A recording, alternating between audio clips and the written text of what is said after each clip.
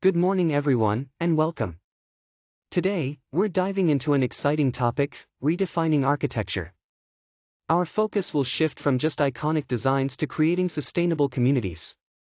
We'll explore how architecture can balance impact, tackle challenges, and look toward a future where functionality, context, and collective value truly matter.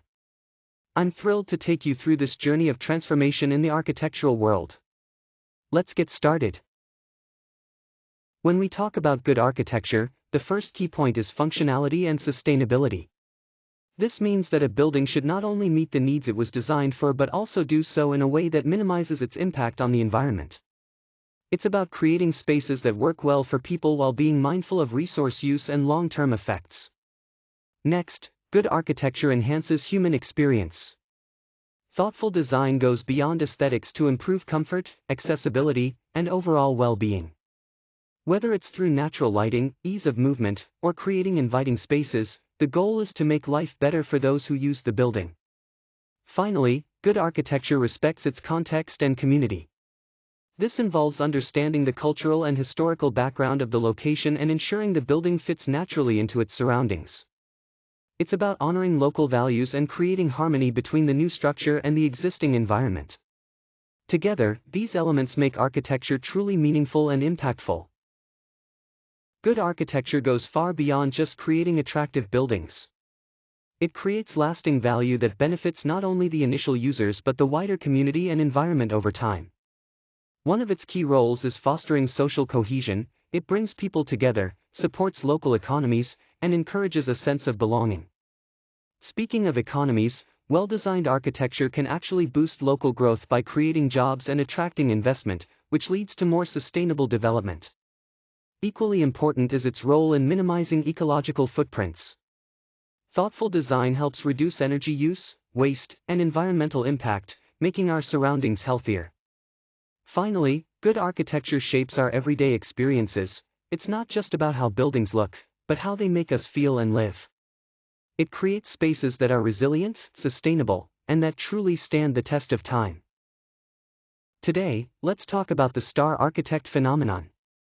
We've seen a rise in celebrity architects, whose designs often focus on creating iconic, eye-catching structures.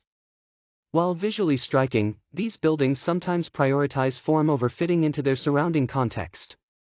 Many of these projects serve as marketing tools or expressions of the architect's personal egos, which helps them gain attention but can overshadow other important factors. Unfortunately, this focus on spectacle can lead to neglecting practical needs or the relevance to the local community. So, while these buildings may impress at first glance, their long-term functionality and connection to people can sometimes be compromised. When we talk about star architects, it's important to consider some significant drawbacks. First, their projects often come with very high costs, which can limit who gets to be involved or benefit from them.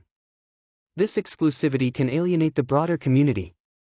Second, these designs sometimes don't align well with the local culture or environment.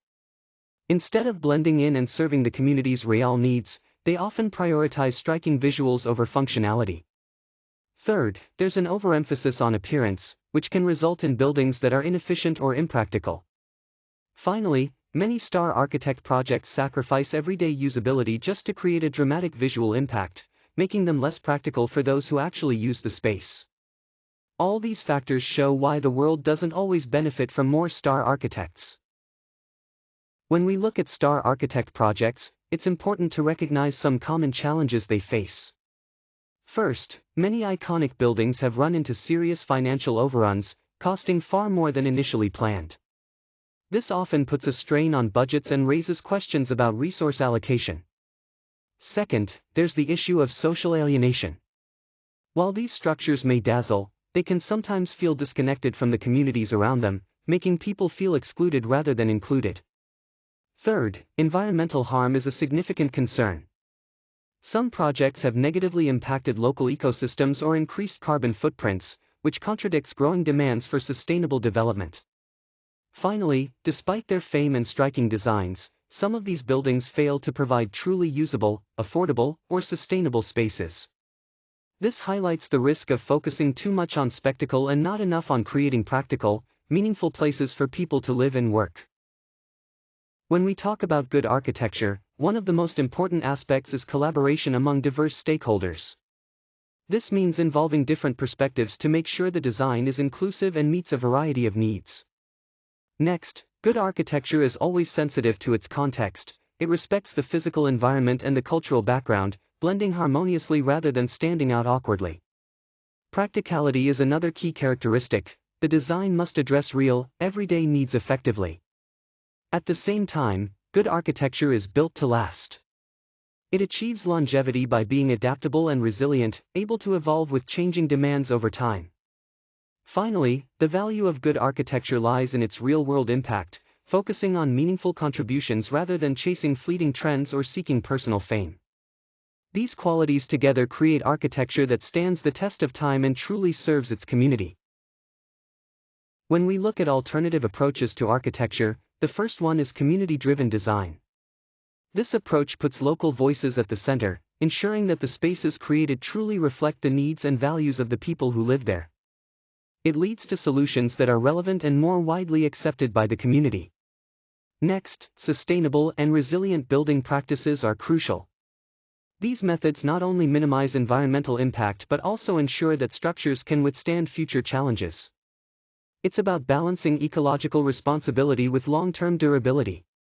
Finally, democratizing access to quality design is essential.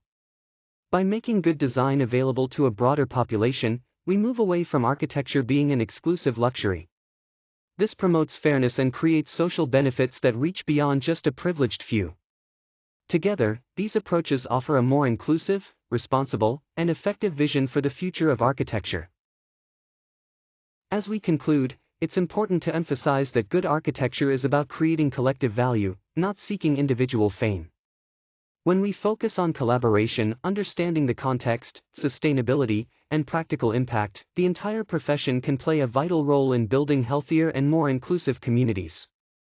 The future of architecture should be rooted in shared responsibility and meaningful service to society, where every project contributes positively to the world around us. By embracing these principles, architecture becomes a powerful tool for social good, fostering environments that support and uplift everyone.